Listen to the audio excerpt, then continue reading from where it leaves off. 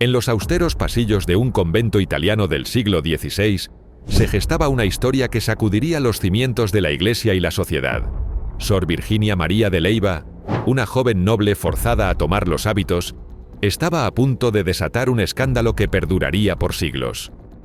Pasión prohibida, intrigas y crímenes horrendos se entrelazaron en la vida de esta enigmática figura, conocida como la monja de Monza. ¿Qué oscuros secretos se escondían tras los muros del convento? ¿Cómo una mujer destinada a la santidad acabó envuelta en una red de lujuria y asesinato? Hoy te contaremos los escándalos carnales de la monja de Monza. Bienvenidos al tesoro de Cleopatra. Mariana de Leyva y Marino, más conocida como Sor Virginia María, nació el 4 de diciembre de 1575 en el imponente Palacio Marino de Milán, edificio que actualmente sirve como ayuntamiento de la ciudad. Su nacimiento se produjo en el seno de una de las familias más prominentes de la nobleza milanesa, lo que marcaría profundamente su destino y el desarrollo de los acontecimientos que la harían pasar a la historia. Apenas un año después de su nacimiento, en 1576, la madre de Virginia María, también llamada Virginia, falleció repentinamente. Esta pérdida temprana no solo privó a la pequeña de la figura materna, sino que desencadenó una serie de eventos legales que tendrían un profundo impacto en su vida futura. La muerte de su madre dio lugar a un complejo y prolongado litigio por la herencia familiar. Virginia, en su lecho de muerte, había expresado el deseo de dividir su considerable patrimonio entre su hija recién nacida, Virginia María, y su hijo mayor, Marco Pío, fruto de un matrimonio anterior. Esta decisión, aparentemente equitativa, desató la furia de las hermanas de Marco Pío, quienes se vieron excluidas del testamento. El juicio por la herencia se extendió durante años, sumiendo a la familia en un torbellino de acusaciones, argumentos legales y maniobras políticas. Las hermanas de Marco Pío impugnaron el testamento, argumentando que Virginia no estaba en pleno uso de sus facultades mentales cuando lo redactó. También alegaron que, como Virginia María era una recién nacida, no tenía derecho a heredar una porción tan significativa del patrimonio familiar. Finalmente, después de años de litigio, el tribunal falló en contra de Virginia María. La decisión judicial privó a la joven de la herencia que su madre había deseado para ella, alterando drásticamente su posición dentro de la familia y sus perspectivas futuras. Durante estos turbulentos años, Virginia María vivió bajo la tutela de su padre, Martino de Leyva. A pesar de la pérdida de la herencia materna, la niña seguía siendo miembro de una familia noble y recibió una educación acorde a su estatus.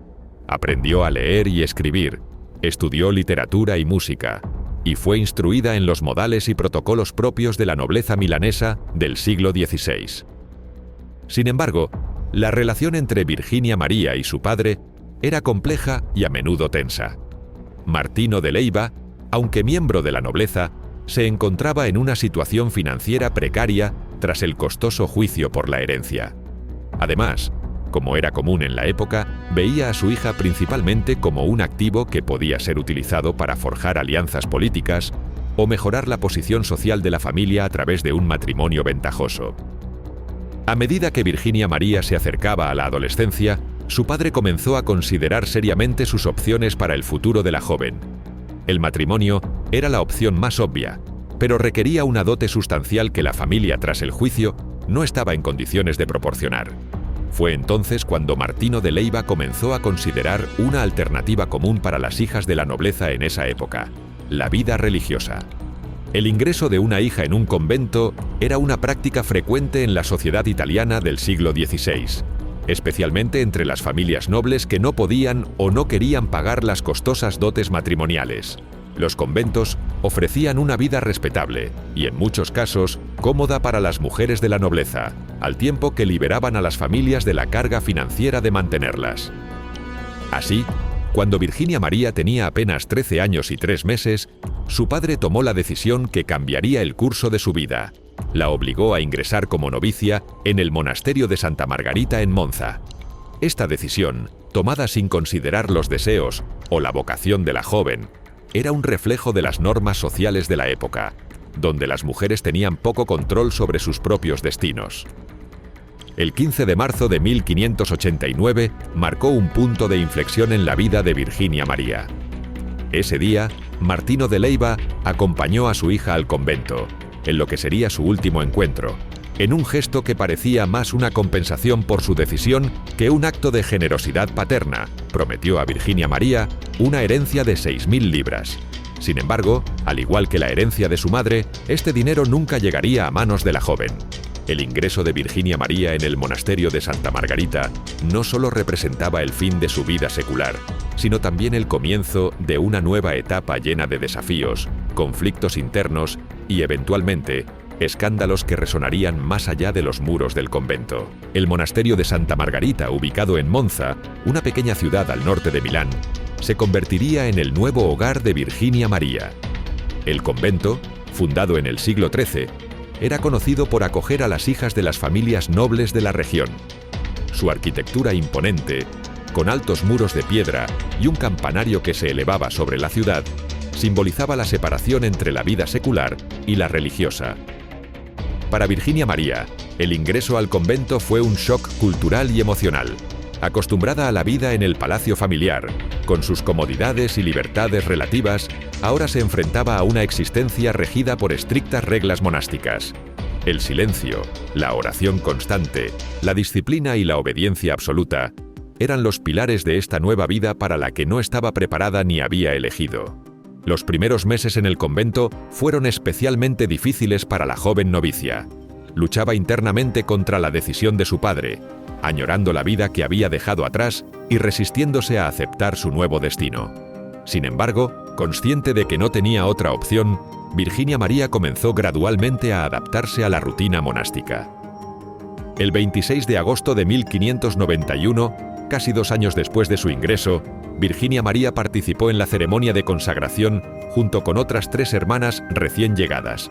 Este ritual marcaba oficialmente su entrada en la vida religiosa y su compromiso con los votos de pobreza, castidad y obediencia. A partir de ese momento, sería conocida como Sor Virginia María. A pesar de su reluctancia inicial, Sor Virginia María demostró ser una monja capaz y diligente. Su educación privilegiada y su inteligencia natural la destacaron rápidamente entre sus compañeras. Pronto se le asignaron responsabilidades en el convento, incluyendo la enseñanza en la escuela de niñas que el monasterio mantenía para la comunidad local.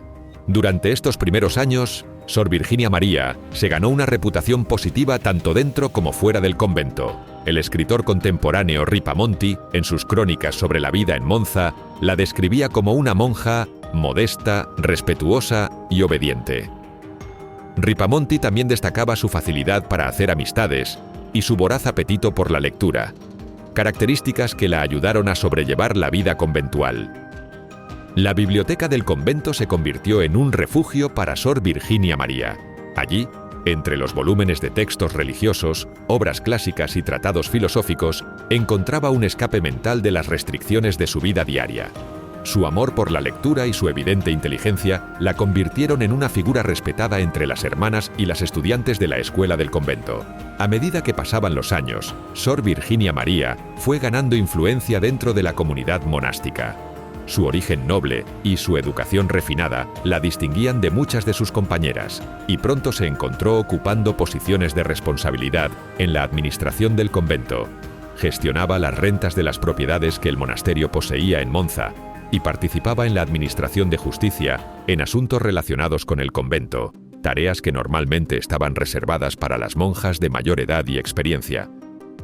Esta posición de poder e influencia, inusual para una monja tan joven, fue un arma de doble filo para Sor Virginia María. Por un lado, le proporcionaba cierto grado de libertad y autonomía dentro de los confines del convento. Por otro lado, la exponía a tentaciones y oportunidades que eventualmente la llevarían por un camino peligroso.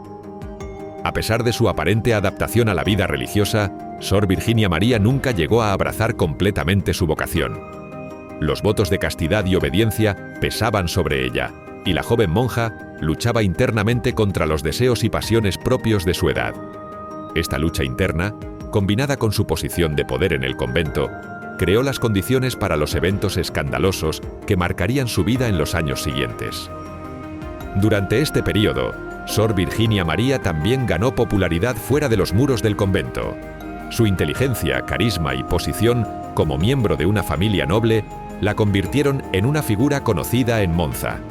Los habitantes de la ciudad a menudo buscaban su consejo o intervención en asuntos diversos, y su reputación como una monja sabia y compasiva se extendió más allá de los límites de la pequeña ciudad. El 20 de mayo de 1594, el escritor Bartolomé Zucchi le envió una carta en la que elogiaba su elección de hacerse monja. Esta correspondencia no solo era un testimonio de la fama que Sor Virginia María había alcanzado, sino también un recordatorio de las expectativas que la sociedad tenía sobre ella como monja ejemplar. Sin embargo, bajo la superficie de esta aparente vida de devoción y virtud, se estaban gestando las semillas del escándalo que eventualmente sacudiría no solo al monasterio de Santa Margarita, sino a toda la sociedad de Monza y más allá. La tensión entre los deseos reprimidos de Sor Virginia María y las estrictas reglas de la vida monástica estaba llegando a un punto crítico, y pronto encontraría una vía de escape en la forma de una relación prohibida que desafiaría todos los votos y convenciones sociales de la época.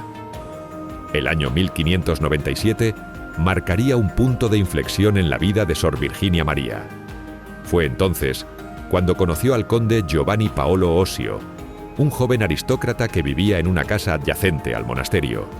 Osio, conocido por su carácter impetuoso y su desprecio por las convenciones sociales, ya tenía una reputación cuestionable en Monza, habiendo sido acusado de asesinato ese mismo año. El primer encuentro entre Sor Virginia María y Osio fue aparentemente casual. El conde, desde su casa, podía ver parte del jardín del convento donde las monjas solían pasear. Un día, mientras Sor Virginia María estaba en el jardín, Osio la vio y quedó cautivado por su belleza y porte noble. Para una mujer que había sido privada de interacciones masculinas durante años, la atención de Osio fue tan perturbadora como emocionante. Inicialmente, la comunicación entre ellos se limitaba a miradas furtivas y gestos discretos. Sin embargo, pronto encontraron formas de comunicarse más directamente. Comenzaron a intercambiar notas que eran entregadas en el jardín del convento mediante una cuerda bajada desde una ventana. Estas cartas, llenas de pasión reprimida y deseos prohibidos, marcaron el inicio de una relación que desafiaría todos los votos y normas sociales de la época. La conexión entre Sor Virginia María y Osio se vio facilitada por la complicidad de otras monjas del convento y de un sacerdote llamado Paolo Arrigoni, amigo íntimo de Osio.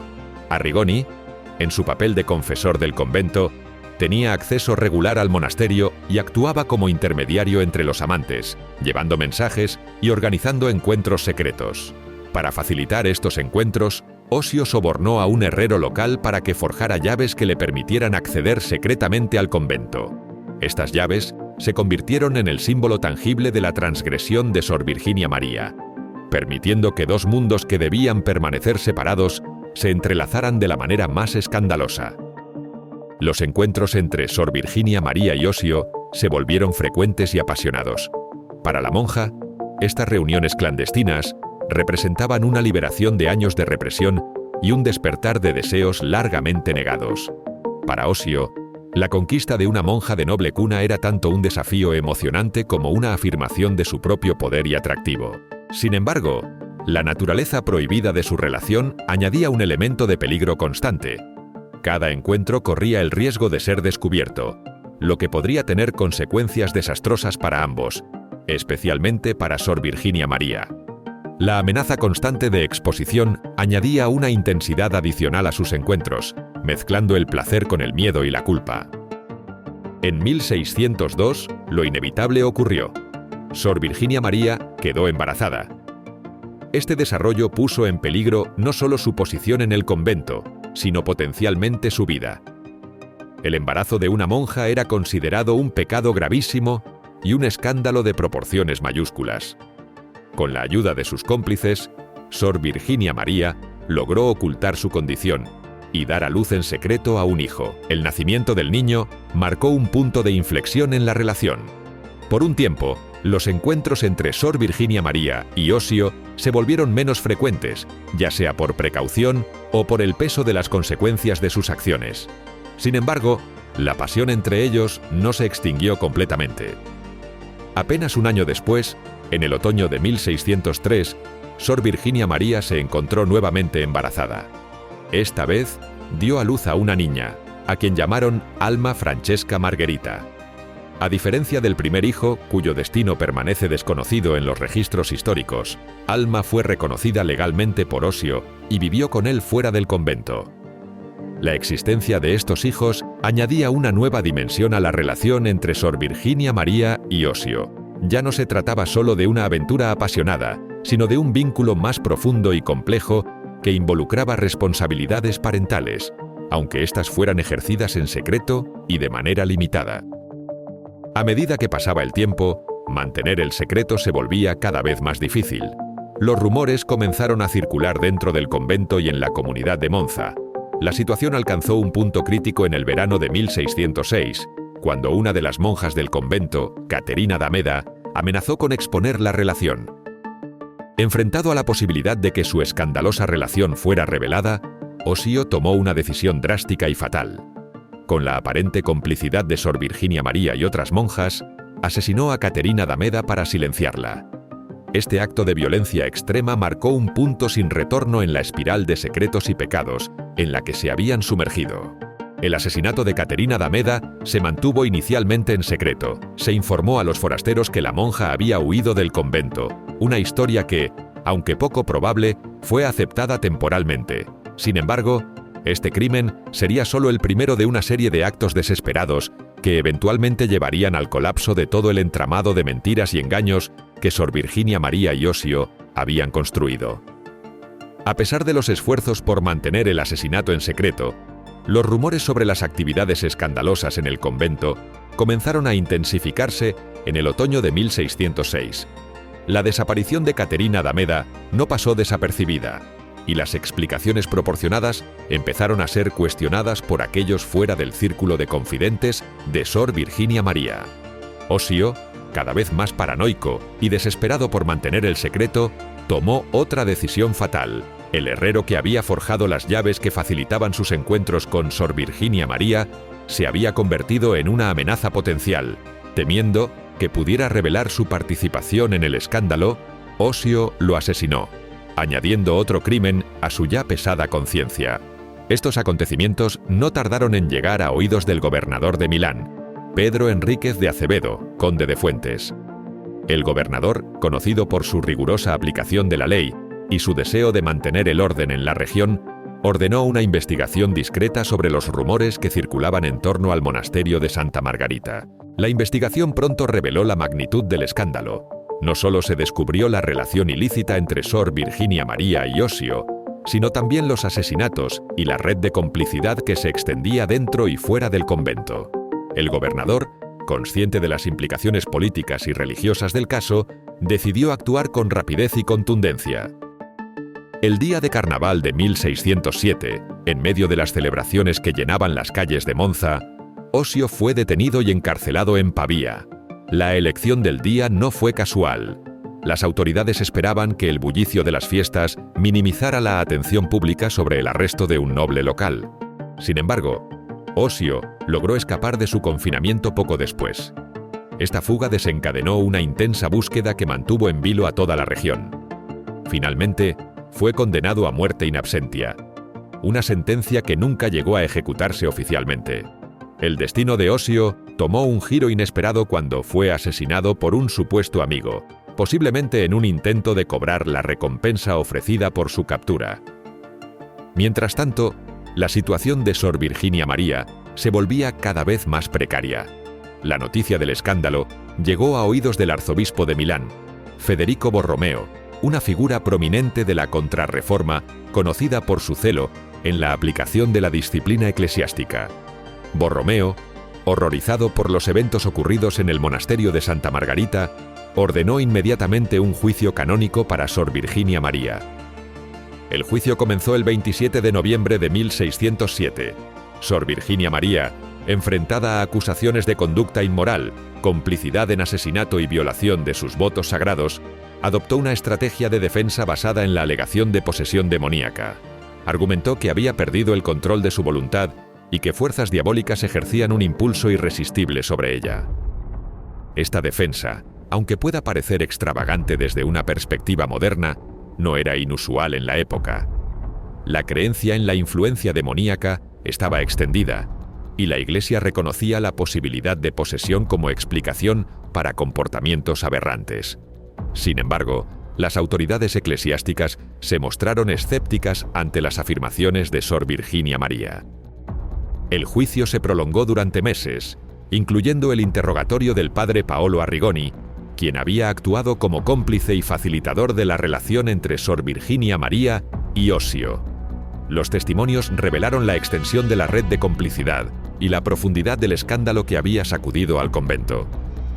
El 22 de mayo de 1608, el proceso tomó un giro más oscuro cuando se introdujo el uso de la tortura en los interrogatorios. Esta práctica, aunque controvertida incluso en la época, era considerada un medio legítimo para obtener confesiones en casos de especial gravedad. Sor Virginia María fue sometida a tormentos físicos, una experiencia traumática que finalmente la llevó a confirmar muchas de las acusaciones en su contra. El uso de la tortura no se limitó a Sor Virginia María.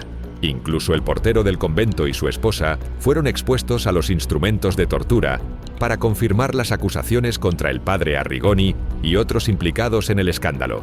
Es importante notar que exponer en este contexto podía significar simplemente mostrar los instrumentos de tortura como forma de intimidación, sin necesariamente aplicarlos. Finalmente, el 18 de octubre de 1608, se emitió el veredicto. Sor Virginia María fue declarada culpable de los cargos en su contra y condenada a estar encerrada durante 13 años en la Casa de Santa Valeria, una institución en Milán destinada a la reclusión y reforma de mujeres consideradas descarriadas. Sorprendentemente, Sor Virginia María sobrevivió a este largo periodo de encarcelamiento. Tras cumplir su sentencia, decidió permanecer en la Casa de Santa Valeria, donde vivió hasta su muerte en 1650, a la edad de 75 años. Los últimos años de su vida estuvieron marcados por una aparente devoción religiosa y un profundo arrepentimiento por sus acciones pasadas. La historia de la monja de Monza ha sido tan notable que incluso se ha llevado al cine. Su vida y los eventos que la rodearon continúan fascinando a lectores y espectadores hasta el día de hoy. Pero si este video te gustó, entonces no te puedes perder los 10 escándalos de las monjas del convento Littlemore Priory.